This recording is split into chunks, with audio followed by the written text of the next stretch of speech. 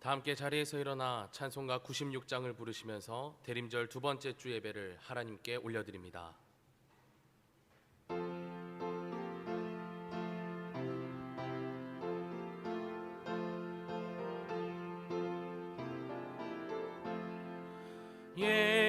예수님은 누구신가?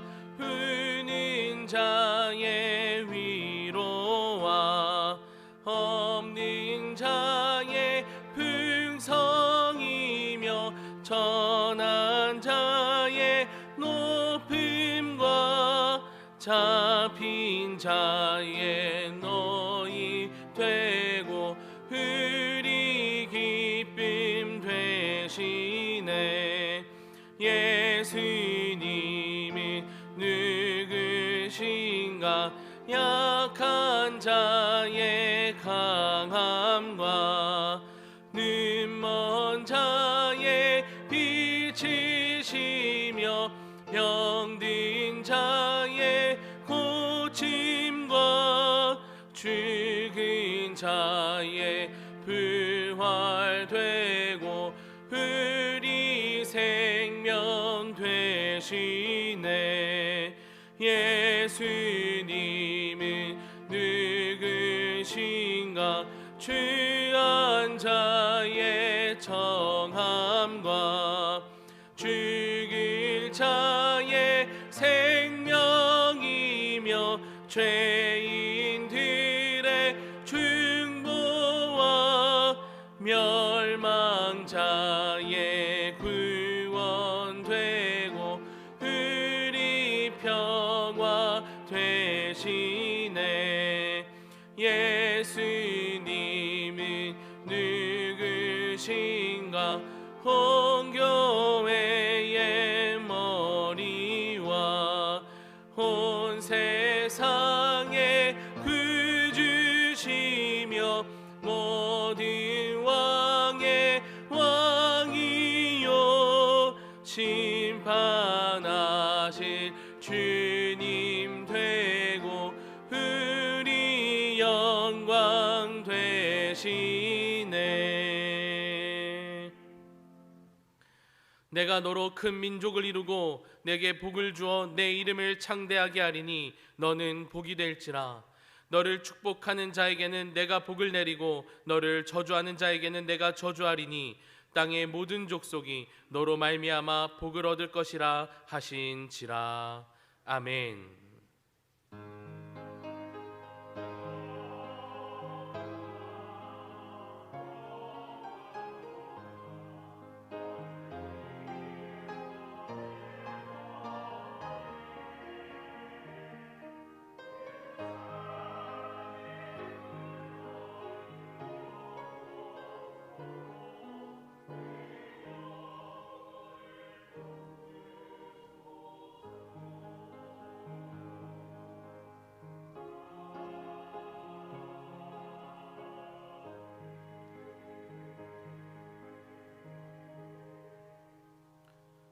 자리에 앉으시겠습니다.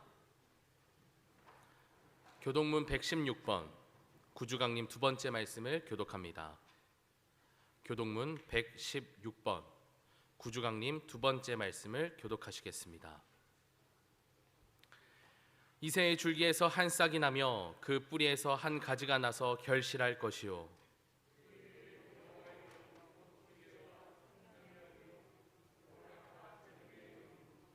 지식과 여호와를 경외하는 영이 강림하시리니 그의 눈에 보이는 대로 심판하지 아니하며 그의 귀에 들리는 대로 판단하지 아니하며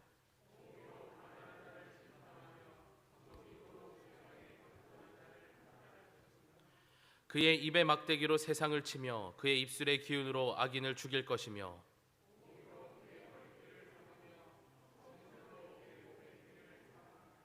그때에 이리가 어린 양과 함께 살며 표범이 어린 염소와 함께 누우며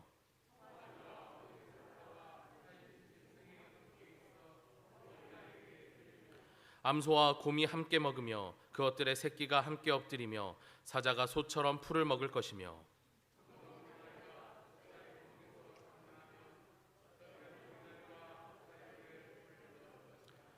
내 거룩한 산 모든 곳에서 해됨도 없고 상함도 없을 것이니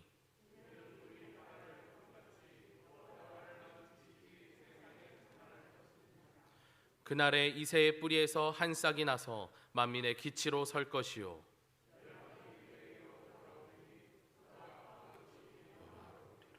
아멘. 다 함께 사도신경으로 우리의 신앙을 고백합니다. 전능하사 천지를 만드신 하나님 아버지를 내가 믿사오며 그 외아들 우리 주 예수 그리스도를 믿사오니 이는 성령으로 잉태하사 동정녀 마리아에게 나시고 본디오 빌라도에게 고난을 받으사 십자가에 못 박혀 죽으시고 장사한 지 사흘 만에 죽은 자 가운데서 다시 살아나시며 하늘에 오르사 전능하신 하나님 우편에 앉아 계시다가 저리로서 산자와 죽은 자를 심판하러 오시리라. 성령을 믿사오며 거룩한 공회와 성도가 서로 교통하는 것과 죄를 사하여 주시는 것과 몸이 다시 사는 것과 영원히 사는 것을 믿사옵나이다. 아멘.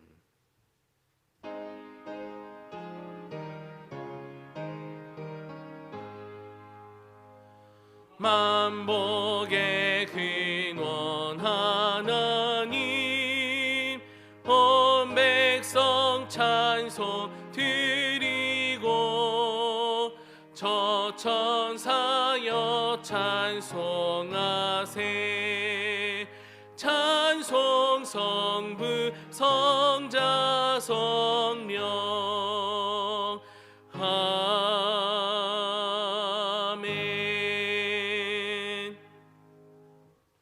남궁효석 권사님께서 오늘의 기도를 인도해 주시겠습니다.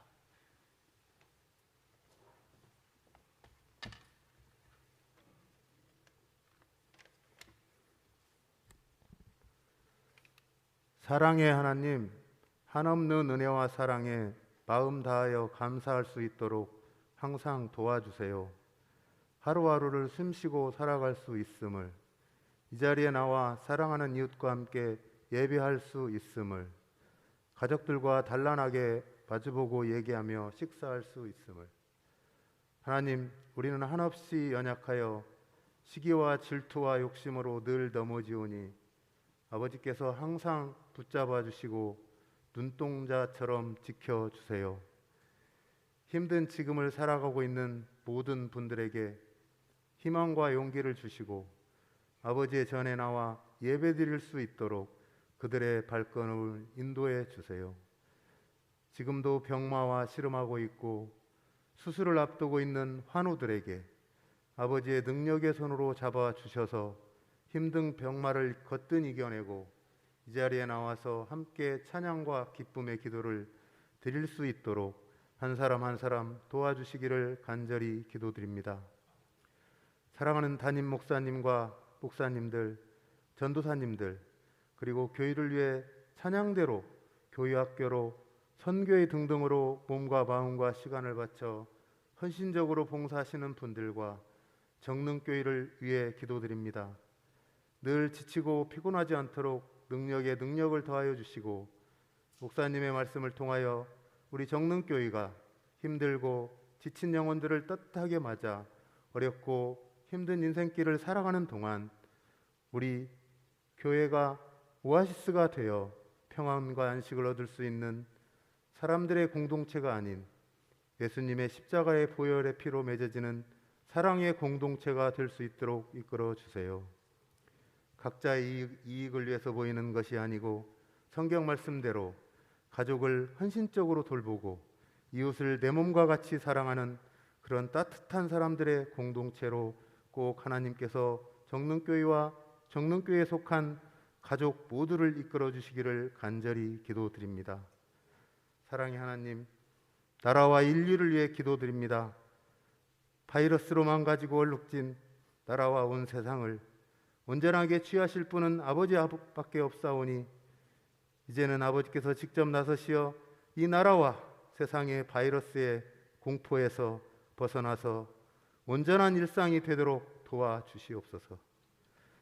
아버지 하나님, 만나고 싶을 때 아무 때나 편하게 만날 수 있다는 것이 얼마나 기쁜 것인지, 편하게 아무 곳이나 여행할 수 있다는 것이 얼마나 행복한 것인지, 사랑하는 사람과 가까이서 눈 맞추고 얘기하는 것이 얼마나 소중한 것인지 오로지 우리를 일상으로 회복시켜 주시고 이끌어 주시는 분은 하나님 아버지밖에 없다는 것을 간절히 믿사오며 예수 그리스도의 이름으로 기도드립니다.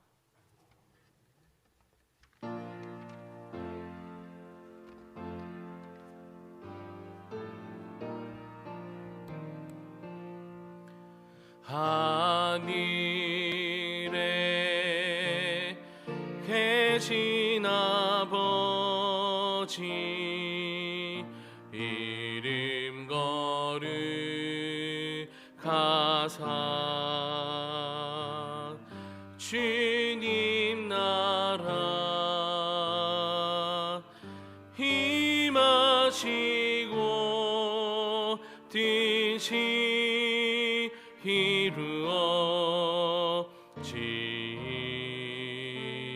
이루어지이다. 일용할 양식 주시고 우리들의 큰 죄 다 용서하옵시고 또 시험에 들게 마시고 악에서 구원하소서. 대개 주의 나라 주의 권세 주의 영광 영원히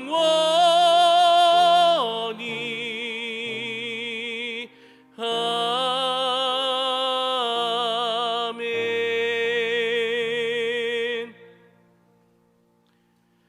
오늘 우리에게 주시는 하나님의 말씀은 누가복음 3장 1절에서 6절까지의 말씀입니다.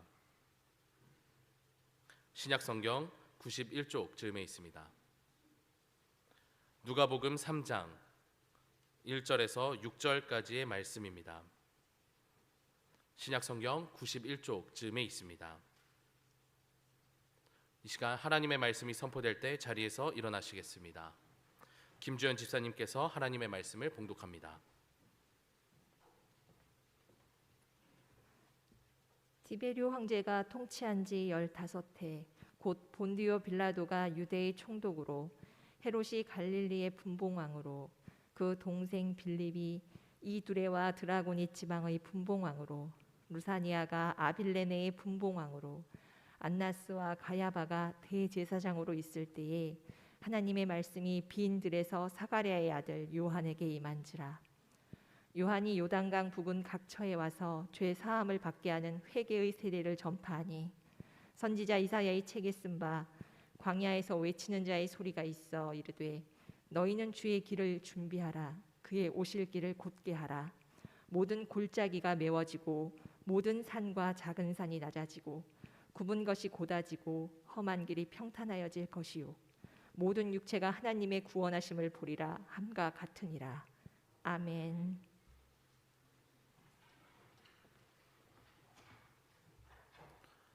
이 시간 시온 찬양대의 찬양이 있겠습니다. 찬양 후 담임 목사님께서 한 사람의 무게라는 제목으로 말씀 전해 주실 때 큰 은혜 받으시기를 바랍니다.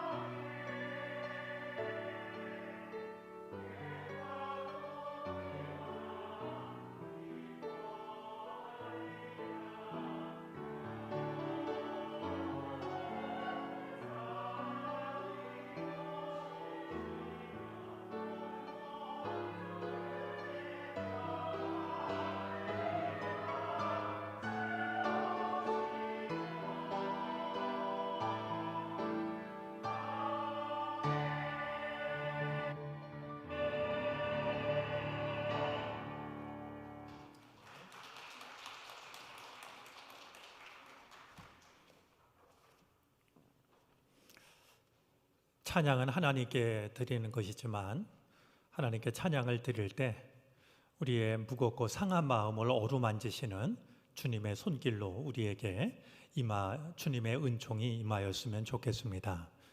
찬양한 가사처럼 사막과 같은 우리들의 마음속이 꽃을 피워낼 수 있는 땅으로 바뀌는 그런 은혜가 우리 모두와 함께 할 수 있기를 바랍니다. 예수님께서 산에 오르셔서 8가지 복을 들려주신 적이 있습니다. 우리는 그것을 팔복이라고 부릅니다.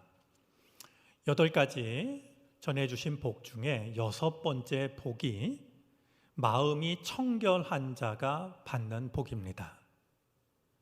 마음이 청결한 자는 하나님을 뵙는 복을 받게 됩니다. 특별한 장소, 특별한 시간에만 하나님을 뵙는 게 아니라 우리의 마음이 온전히 깨끗해지면 어디서나 언제나 무엇을 통해서나 우리는 하나님을 뵐 수가 있게 됩니다. 그게 진정한 복이라고 주님은 말씀하셨습니다. 그런데 주님이 말씀하신 마음이 청결하다라고 할 때 이 청결이라는 말은 키질과 관련이 있습니다. 요즘은 흔히 보기 어려워졌지만 곡식과 건부를 구분하기 위해서 사용했던 도구가 키입니다. 키질을 하면 알곡은 알곡대로 남고 건불은 건불대로 분리가 됩니다. 이제쯤엔 코로나가 막바지로 이르는 게 아닌가 이런 기대가 있었습니다만 또다시 코로나가 확산되고 있습니다. 이름도 낯선 변이종이 또다시 우리를 두려움에 빠뜨리고 있습니다. 어쩌면 코로나의 시간은 하나님이 우리를 키질하시는 시간이 아닐까 내내 그렇게 생각했습니다.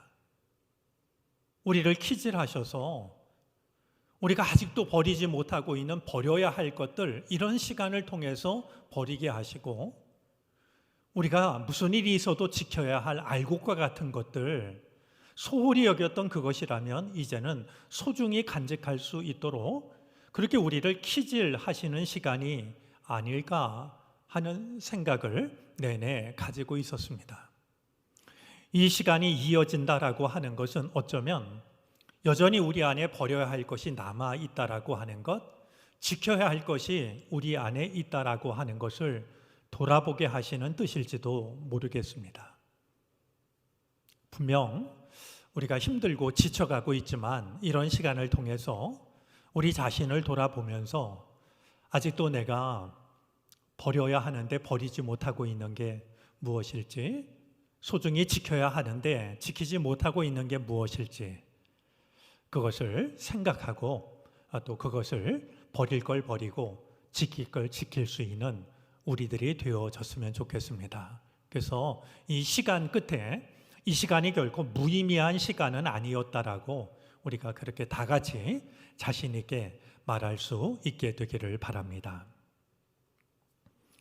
오늘 성서 1과 본문 중에 하나로 주어진 누가복음 말씀은 지난주 나눴던 말씀과 연관지어 생각하는 것이 좋을 것 같습니다. 성막 안 지성소 앞에 놓여져 있던 등잔에 관한 말씀이었습니다. 등잔을 늘 켜두게 하되 보살피라는 말씀이었죠. 성막에 놓인 등잔을 밝히는 기름은 아무 기름이나 되는 게 아니었습니다.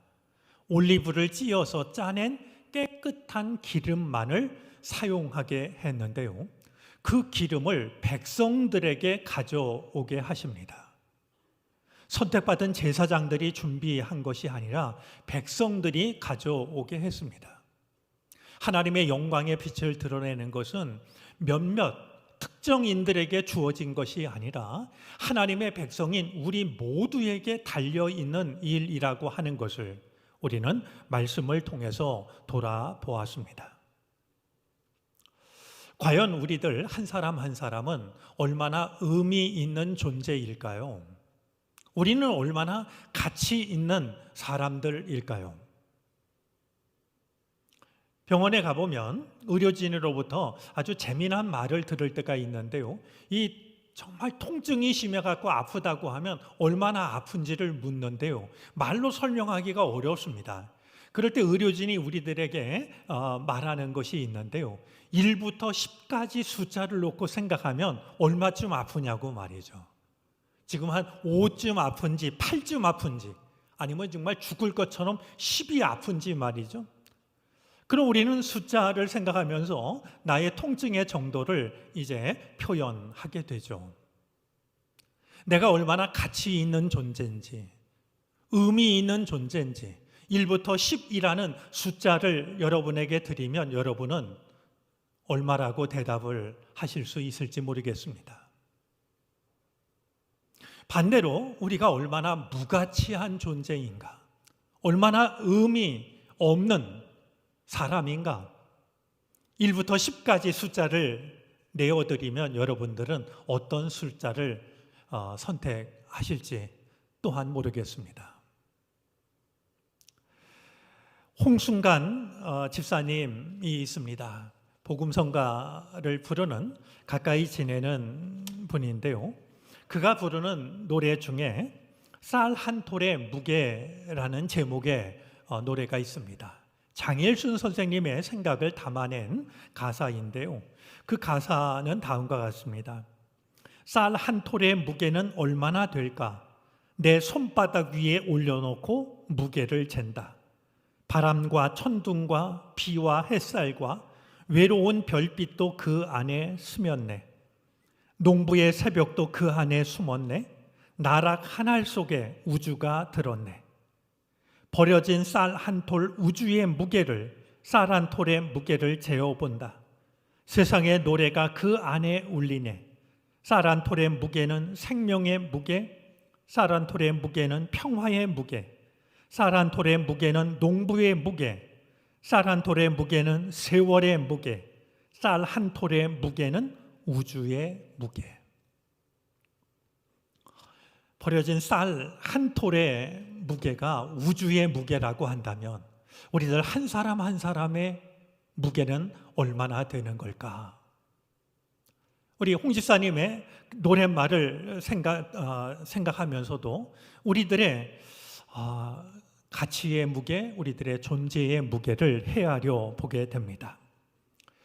오늘 무게 이야기를 하는 것은 한 사람의 무게를 생각하게 하는 한 사람 때문입니다. 오늘 본문 1절과 2절 말씀을 보면은 서로 대조적인 사람들이 소개가 됩니다. 앞부분에는 세상의 권력자들의 이름이 나열되고 있습니다. 그야말로 세상을 쥐락펴락하던 당대의 권력자들입니다. 근데 그들 뒤에 보면 그들과는 비교도 안 되는, 내세울 것이 하나도 없는 한 사람이 소개가 됩니다. 세상의 권력자들을 살펴보면 먼저 정치적인 지도자들이 보입니다. 디베료 황제가 가장 앞서고 있는데요. 이 디베료 황제는 우리가 잘 알고 있는 티베리우스 황제입니다. 로마의 첫 번째 황제였던 아우구스투누스의 뒤를 이어 황제가 된 사람이죠. 그가 다스린 지 15년째라고 오늘 성경은 말하는데요. 티베리우스가 황제가 돼서 세상을 다스린 지 15년째 되던 해가 언제냐 하면 AD 28년경입니다. 그래서 우리는 예수님이 활동하던 시기를 28년부터 30년으로 이렇게 짐작을 하는데 그 근거가 되는 것이 바로 오늘의 본문입니다. 이어 나오는 사람이 본디오 빌라도인데요. 그는 예수님 당시의 유대 총독으로서 예수님이 십자가에 넘겨질 때 최종 사인을 했던 사람입니다. 분봉왕 헤롯 또한 빌립이 나오는데 그들은 모두 헤롯 대왕의 아들로서 분봉왕 헤롯은 헤롯 안티파스인데요. 둘째 아들이었고요. 빌립은 헤롯 대왕의 셋째 아들이었습니다. 이어서 소개되는 두 사람은 종교 지도자들입니다. 안나스와 가야바가 소개가 되는데요. 가야바는 예수님 당시의 대제사장입니다. 안나스는 가야바의 장인인데요. 안나스가 대단한 사람입니다. 그는 자기의 6 아들을 모두 대제사장으로 세운 모략가입니다. 그래서 실제로는 가야바가 대제사장으로 있었지만 배후에서 실권을 행사했던 대제사장은 바로 안나스였던 겁니다. 당시에 최고의 힘을 가지고 있는 두 그룹을 말하라고 하면 하나는 정치고 하나는 종교입니다. 그들을 대표하는 이름들이 오늘 성경에 나열되어 있으니 오늘 1절과 2절에 기록된 이 사람들은 당대의 권력자들, 당대의 세상을 마구 움직이던 쥐락펴락하던 그런 권세자들이라고 하는 것을, 최고의 권력자들이라고 하는 것을 어렵지 않게 짐작합니다.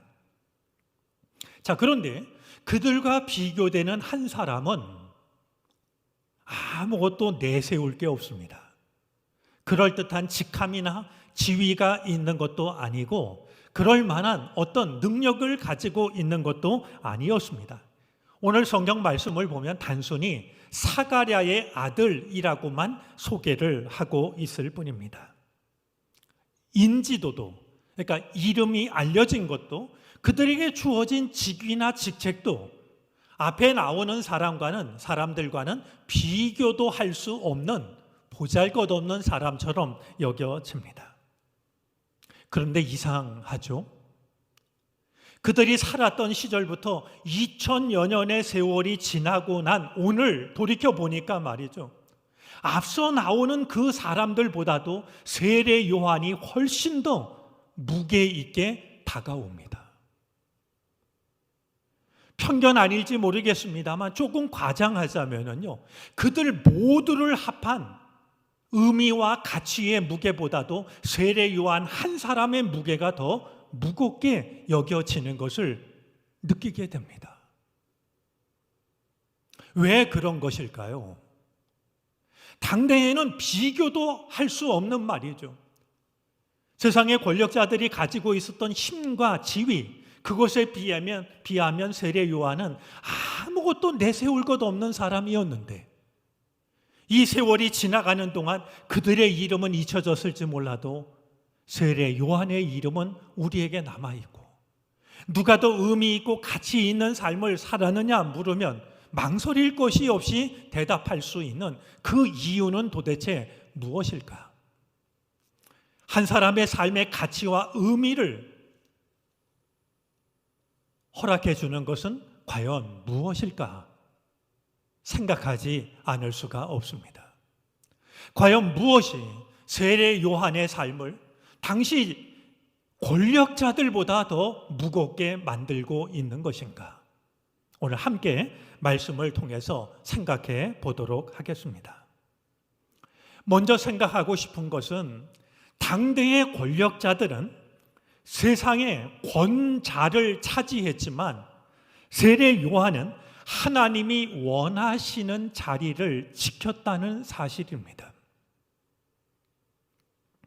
권력자들이 차지한 권자, 어쩌면 가장 높은 그 자리는 세상이 탐하는 자리였고 세상이 부러워하는 자리였습니다.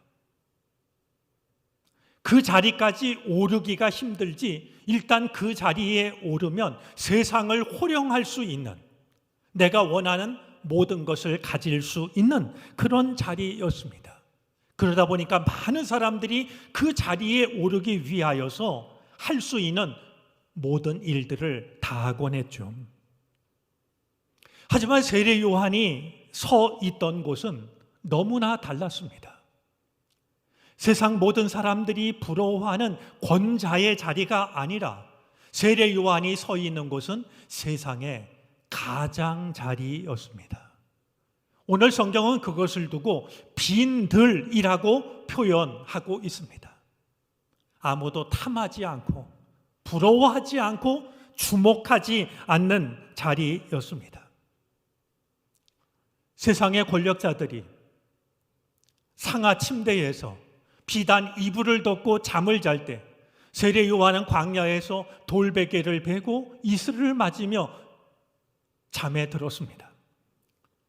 세상의 권력자들이 산의 진미를 끼니마다 즐기고 있을 때 세례 요한은 메뚜기와 야생꿀로 연명합니다. 메뚜기와 야생꿀은 채식처럼 말이죠. 특별한 식단을 선택한 그것이 아니라 우리말로 하면 촉은 목피입니다.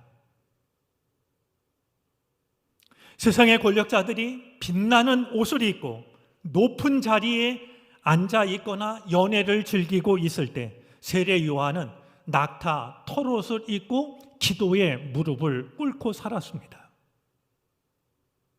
하지만 세례 요한은 아무것도 주목할 것 없는 보잘것없는 삶이었지만 내가 서 있는 이곳이 하나님이 정하신 자리라고 하는 것을 알고 있었습니다. 그리고 그 자리를 믿음으로 지킨 것입니다.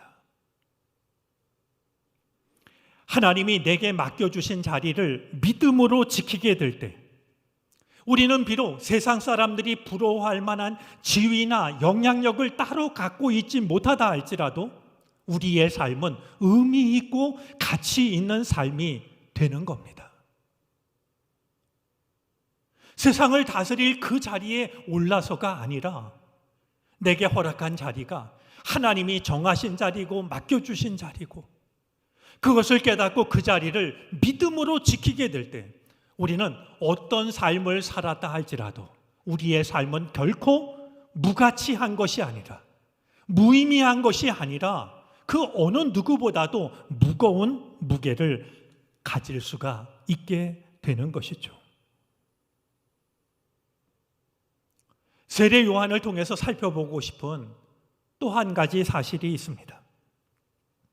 세상의 권력자들은 모두가 권자에 오르기 위해서 자기 길을 닦았습니다. 그러나 세례 요한은 주님의 길을 닦습니다.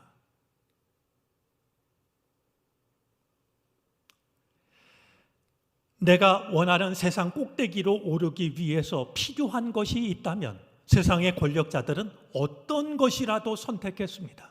내 앞을 가로막고 있는 장애물은 어떤 방법을 통해서라도 제거했습니다. 그 결과 그들은 세상에서 가장 높은 자리를 차지할 수 있었죠. 오늘 본문 속에 나오는 헤롯과 빌립의 아버지 헤롯 대왕을 봐도 그러합니다.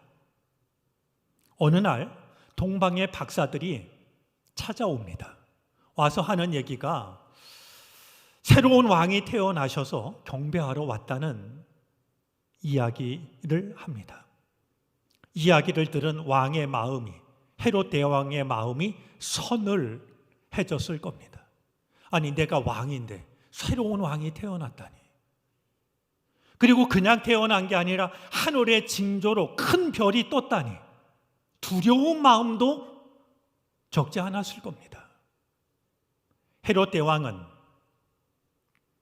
동방 박사들로부터 그 별을 처음 본 때가 언제인지를 헤아려서 2살 이하의 남자아이들을 모두 죽여버립니다.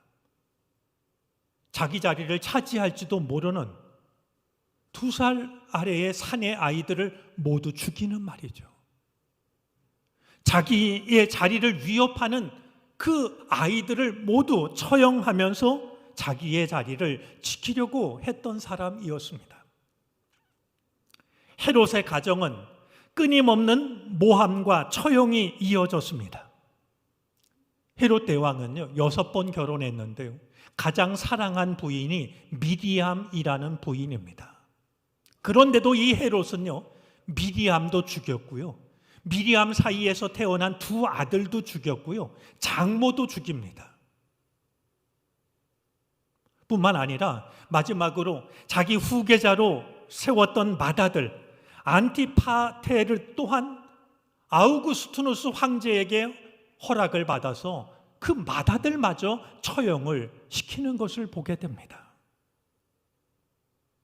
세상의 권력자들은 내가 원하는 자리에 오르기 위해서 그것에 방해가 되는 모든 것들을 제거하면서 자기의 길을 닦았습니다.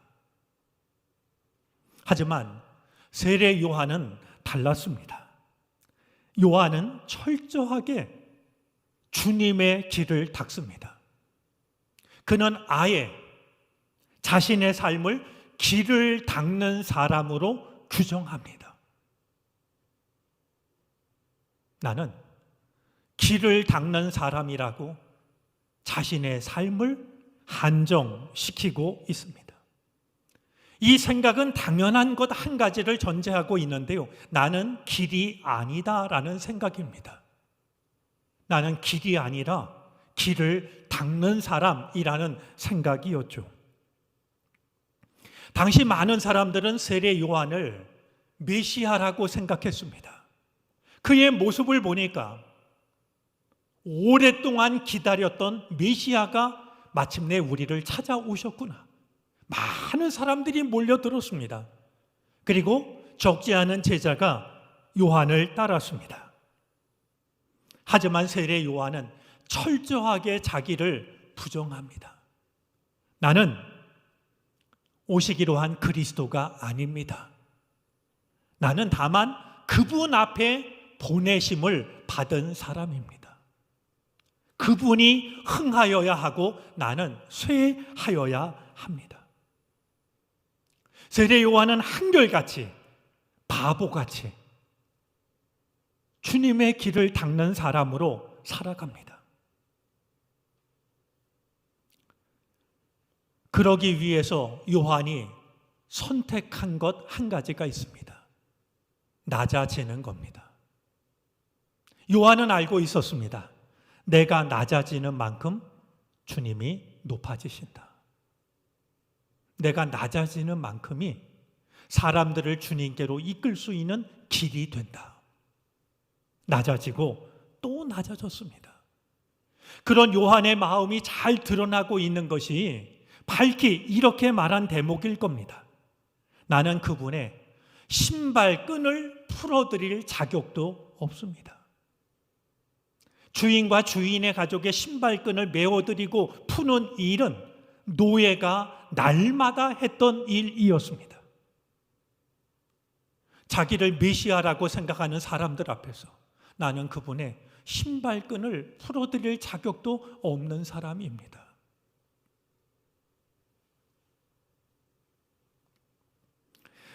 요한은 자기의 길을 닦지 않았습니다. 자신의 삶이 주님의 길을 닦는 사람이 되기를 원했고 원한 것만이 아니라 실제로 그 삶을 살아갑니다. 자기 길을 닦아 높은 자리에 올랐던 수많은 사람들보다도 저 외진 곳에서 말없이 주님의 길을 닦았던 한 사람, 그가 오히려 더 의미 있고 가치 있는 삶을 살았다라고 우리는 기억하고 있는 겁니다. 우리가 세상에서 따로 높은 자리 차지하지 못한다 할지라도 우리의 삶 속에서 주님의 길을 닦는 사람으로 살아갈 수 있다라고 하면 내가 닦아낸 그 길을 걸어서 누군가가 예수님을 만나게 된다면 그 삶이 의미 있고 가치 있는 삶이 되는 겁니다. 한 가지 빠뜨리고 싶지 않은 이유가 있습니다. 요한은 하나님의 말씀에 붙들린 사람이었습니다. 오늘 성경은 2절 하반절에서 요한에 대해서 이렇게 말합니다. 하나님의 말씀이 빈 들에서 사가랴의 아들 요한에게 임하니라. 우리가 한 가지 기억해야 될 게 있습니다. 신학적으로요, 신구약 중간기라는 말이 있습니다. 신약과 구약 사이의 중간기를 말하는데요. 이때가 언제냐 하면 말씀의 암흑기입니다. 직접 말씀하시던 선지자를 통해서 말씀하시던 늘 말씀하셨던 하나님께서 하나님의 말씀이 끊깁니다. 신약에 와서 다시 말씀이 이어지는데요. 그 세월이 얼마냐 하면 400년입니다. 그래서 이 400년을 두고서 신구약 중간기라고도 말하고 이 신구약 중간기를 가리켜서 말씀의 암흑기, 말씀의 침묵기라고도 부릅니다. 그런데요, 말씀의 암흑기를 끝낸 사람이 누구냐 하면 요한이었습니다. 하나님의 말씀이 빈들에 있는 요한에게 임하였다. 오랜 침묵을 깨고 하나님이 다시 말씀하시기 시작하셨다는 것입니다. 어쩌면 요한은 자신에게 임한 하나님의 말씀을 올바로 듣기 위해서, 하나의 안테나가 되기 위해서 일부러 광야를 택했는지도 모릅니다. 소음이 가득한 세상 한복판이 아니라, 사람들이 부러워하는 권자가 아니라 하나님의 말씀을 가장 명료하게 들을 수 있는 빈들, 하나님의 말씀을 가장 잘 들을 수 있는 자리를 택한 것이 요한에게는 빈들이었을 겁니다. 400년간의 침묵을 깨고 하나님의 말씀이 자신에게 임하자 마치 요한은 전기에 감전된 것처럼 말씀에 감전이 되었고, 그 말씀에 붙잡혀서 말씀을 외치는 사람으로 살아갑니다. 말씀에 붙잡혀서 말씀을 외치는 말씀의 사람이 되었습니다. 사람들은 이 요한의 모습을 보면서 구약 성경에서 말씀하셨던 예언의 말씀이 요한을 통해 이루어지고 있음을 보게 되었습니다. 세상 권력자들에게는 수많은 명령을 내릴 수 있는 힘이 있었습니다. 그들의 명령 한마디에 수많은 사람들의 목숨이 좌우되기도 했습니다. 그들이 가장 강한 말을 가지고 있었던 것 같지만 이만한 세월이 지나가면서 보니 그들보다도 더 힘이 있었고 무게가 있었던 사람은 하나님의 말씀에 붙잡혔던 세례 요한입니다. 우리가 살아가는 곳이 어디라 할지라도 우리에게 주어진 지위가 세상이 부러워할 만한 지위가 아니라 할지라도 우리가 하나님의 말씀에 붙들려서 하나님의 말씀대로 살아간다고 하면 우리의 삶은 결코 무의미한 삶일 수 없습니다. 그것이 의미 있고 가치 있는 삶이 되어지는 겁니다. 우리에게 주어진 삶 속에서 이 어두운 세상, 하나님의 말씀에 귀를 기울이고 하나님의 말씀을 듣고 감전되듯이 하나님의 말씀을 품고 말씀대로 살아가게 될 때 세상 기준으로 자랑할 건 내게 따로 없다 할지라도 우리의 삶은 결코 가볍거나 무의미하거나 무가치한 것이 아니라 세상을 견뎌낼 수 있는 무게 있는 사람이 될 수 있다라고 하는 사실을 기억하시기를 바랍니다. 세상의 기준으로 보자면 우리는 대단할 것 없는 사람들입니다.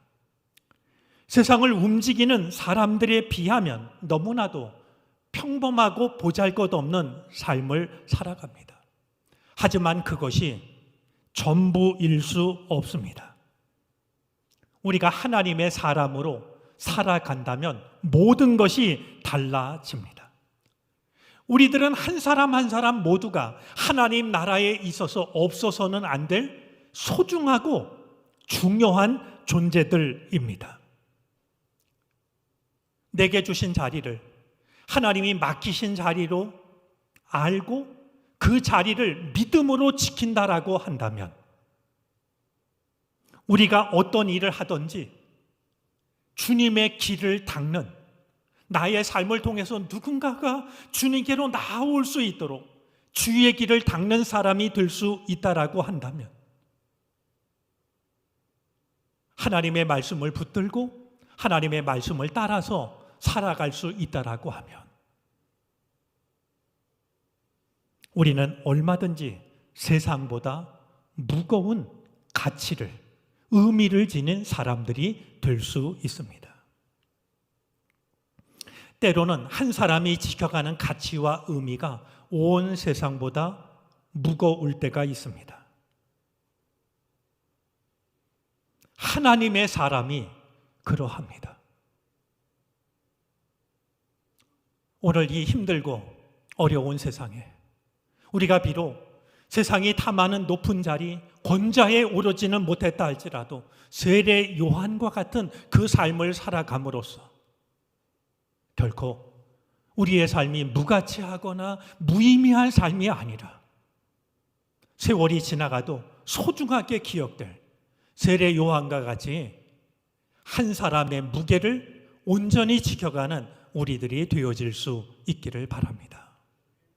어렵다 할지라도 여러분이 살아가는 그 삶의 자리에서 하나님의 나라가 지켜지는, 그리고 하나님의 나라가 확장되는 놀라운 은혜가 함께 하시기를 바랍니다. 기도하겠습니다.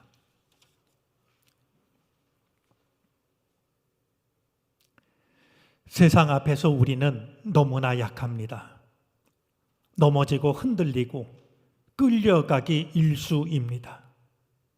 주님, 우리에게 허락하신 자리에 믿음으로 서게 하여 주시고 낮아짐으로 주님의 길을 닦게 하시고 말씀에 붙잡혀 어둠을 말씀으로 밝히는 사람으로 살게 하시옵소서.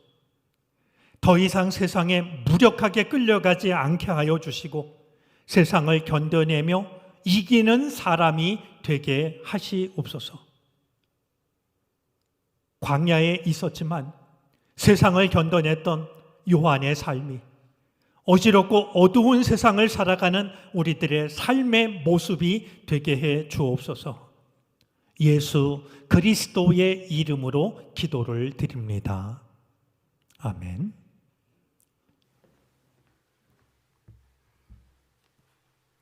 찬송가 435장을 찬송합니다. 마지막 절을 부르실 때 자리에서 일어나 드리신 예물을 봉헌합니다.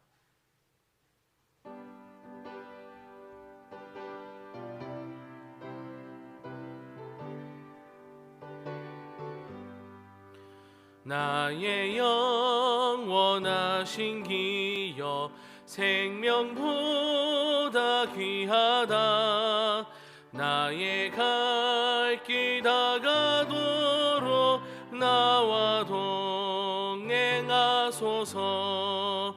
주께로 가까이 주께로 가오니 나의 갈 길 다가도록 나와 동행하소서.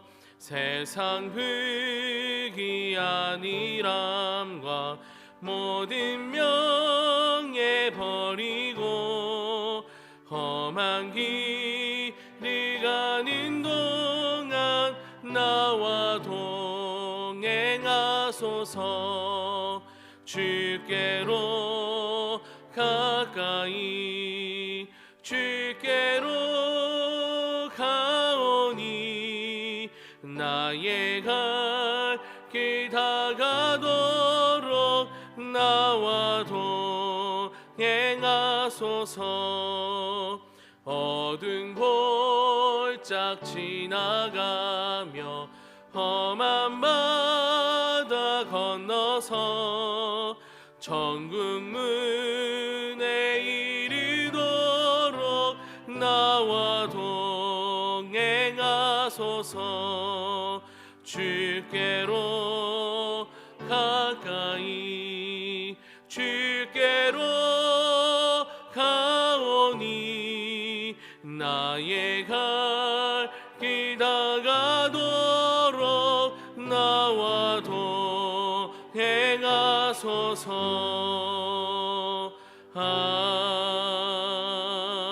아멘. 한 치 앞도 내다볼 수 없는 세상을 살아가던 우리를 예배의 자리로 부르시니 감사드립니다.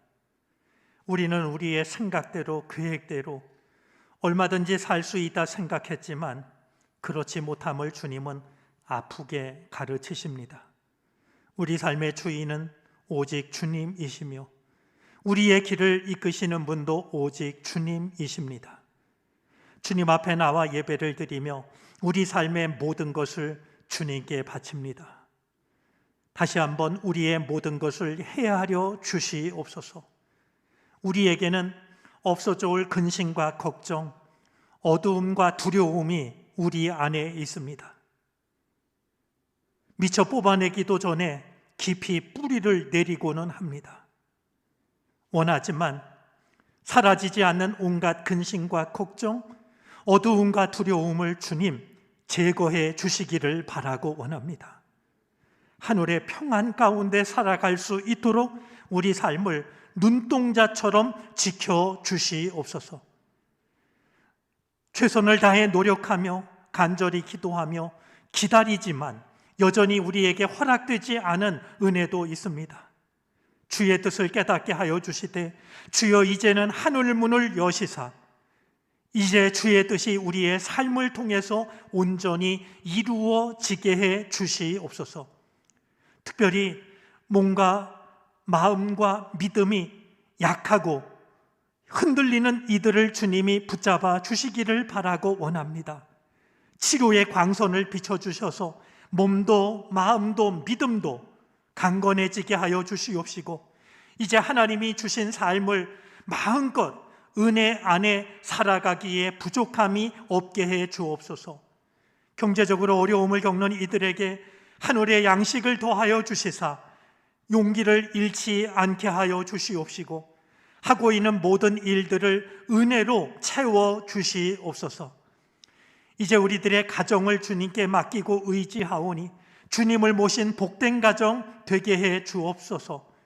코로나의 위기로부터 우리를 지켜주시옵시고 우리를 향하신 아버지 하나님의 뜻을 겸손함으로 깨닫고 그 길을 따를 수 있는 우리들과 온 인류가 되게 하시옵소서.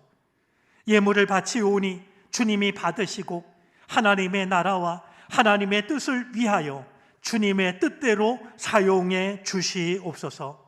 감사를 드리며 예수 그리스도의 이름으로 기도를 드립니다. 아멘.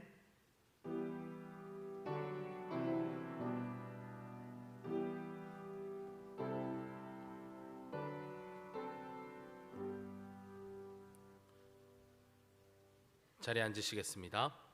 교회 소식을 전합니다. 주보 3쪽과 4쪽을 참고해 주시길 바랍니다. 위드 코로나 단계적 일상 회복 단계는 현재 1단계입니다.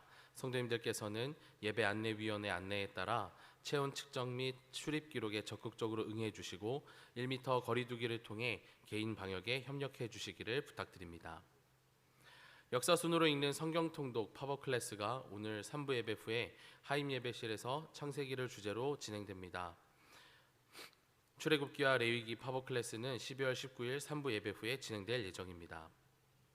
성탄절 세례 신청은 오늘까지 받습니다. 1층 사무실로 신청해 주시기를 부탁드립니다. 세례 교육은 1차는 12월 12일에, 2차는 12월 19일에 각각 3부 예배 후에 진행되며 세례식은 12월 25일 성탄 예배 때 진행됩니다. 2021 성탄 예배 및 성탄 퍼레이드가 12월 25일 오전 11시에 진행이 됩니다. 세례 및 입교식은 성탄 예배 시 진행이 되고 성탄 퍼레이드는 예배 후에 진행이 됩니다. 성탄 퍼레이드를 위해 개인, 부서, 속회, 선교회 등에서 선물을 준비해 주시길 부탁드립니다. 자세한 내용은 주보를 참고해 주시기 바랍니다. 2021 당회가 12월 12일 3부 예배 후에 하임 예배실에서 진행됩니다. 세례 입교인 이상 되시는 분들은 참석해 주시고 임원, 부서장, 선교회장, 속장은 보고서를 작성하여 1층 사무실에 제출해 주시기를 바랍니다. 보고서는 헌금 봉투 꽂이 또는 2, 3층 필사대에 비치되어 있습니다.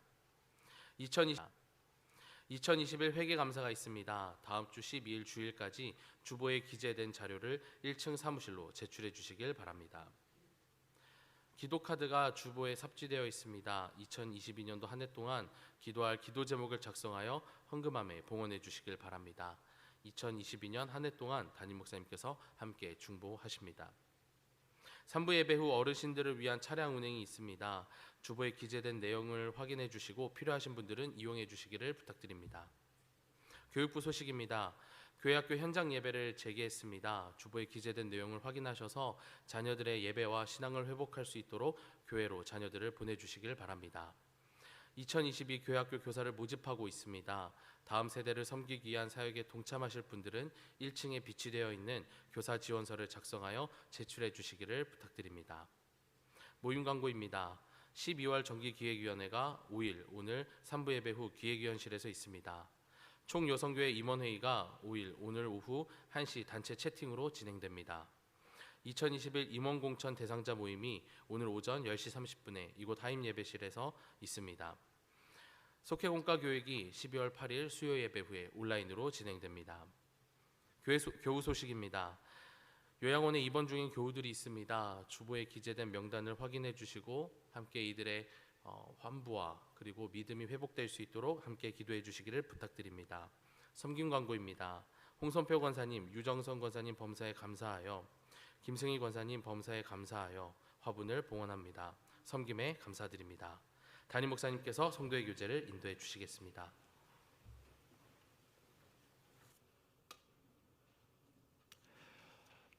코로나가 한창 번질 때 교우들에게 당부했던 말이 있었습니다. 마음껏 예배하지 못하는 이 현실이 교우들을 그냥 전쟁터에 각각 흩어져 내보내는 것 같은데 부디 생존하고 이 시간 끝에 꼭 생還하시라고 이제 여러분들에게 달렸다라고 이렇게 이야기를 했었는데 다시 한번 같은 마음이 듭니다.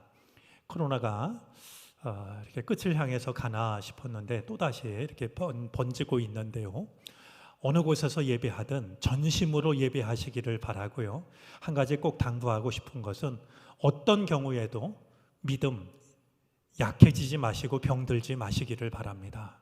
이 시간 끝에 우리가 우리의 믿음을 되돌아볼 때 오히려 더 성숙해졌다라고 단단해졌다라고 그렇게 고백하는 시간들이 되어지기를 바랍니다. 기도 카드 오늘 드렸는데요. 이 기도 카드는 기도하면서 작성하시기를 바랍니다. 내년도 한 해를 앞두고 내가 하나님께 바칠 기도를 적는 것인데요. 이게 공개되는 카드가 아닙니다. 제가 혼자 보관하고 같이 기도할 때 기도합니다. 그러니까 편한 마음으로 작성하셔서 우리 뒤에 있는 헌금함에 넣으시든지 아니면 하임 예배실 입구에 있는 중보 기도함에 넣으셔도 저희가 수합해서 제가 보관하고 기도할 때 같이 기도하도록 하겠습니다. 우리 인사 나누도록 합니다. 옆자리에 있는 분, 앞뒤에 있는 분, 우리 서로 인사하겠습니다. 가정에 있는 분은 가족끼리, 또 혼자 계신 분은 스스로에게도 주의 은혜가 함께 하시기를 나누시기 바랍니다. 반갑습니다.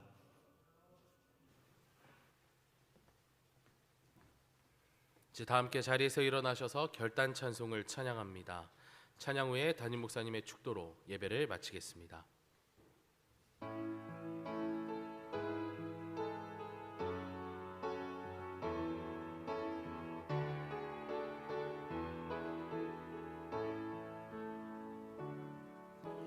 주 나의 모습 보네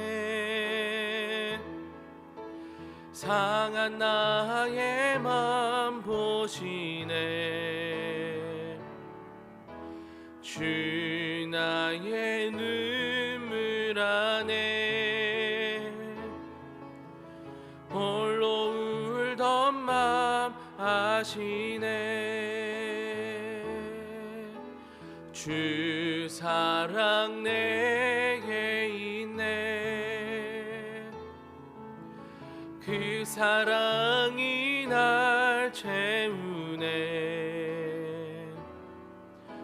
주 은혜 내게 있네 그 은혜로 날 세우네 세상 소망 다 사라져가도 주의 사랑은 끝이 없으니 살아가는 모든 순간이 주인의 힘을 나는 믿네. 세상 소망 다 사라져가도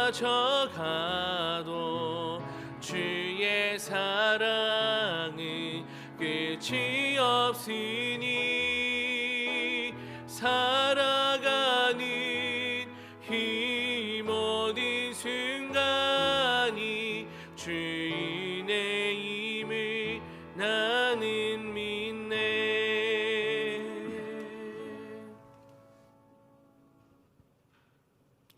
주님은 나의 상한 마음을 보십니다. 홀로 울던 마음 아시고 나의 눈물을 보십니다. 세상에서 우리는 크게 내세울 것 없지만 주여 우리로 하여금 세례 요한의 삶을 지킬 수 있게 해 주시옵소서.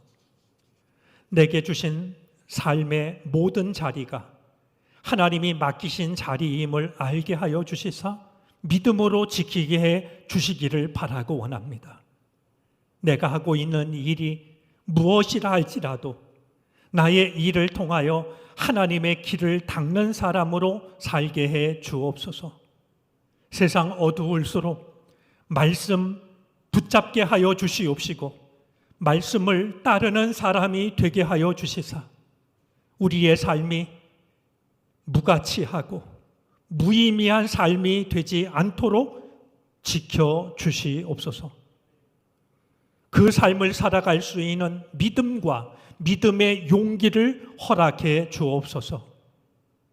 지금은 우리 구주 예수 그리스도의 크신 은혜와 하나님 아버지의 헤아릴 길 없는 사랑하심과 도우시며 이끄시는 성령의 은총이 구별된 마음으로 주님을 예배하고 주께서 나에게 맡겨주신 삶의 자리를 향하여 세상을 바라보고 나아가는, 세상을 향하여 나아가는 모든 주님의 백성들 머리 위에 이제로부터 영원토록 함께 하시옵기를 간절히 축원하옵나이다.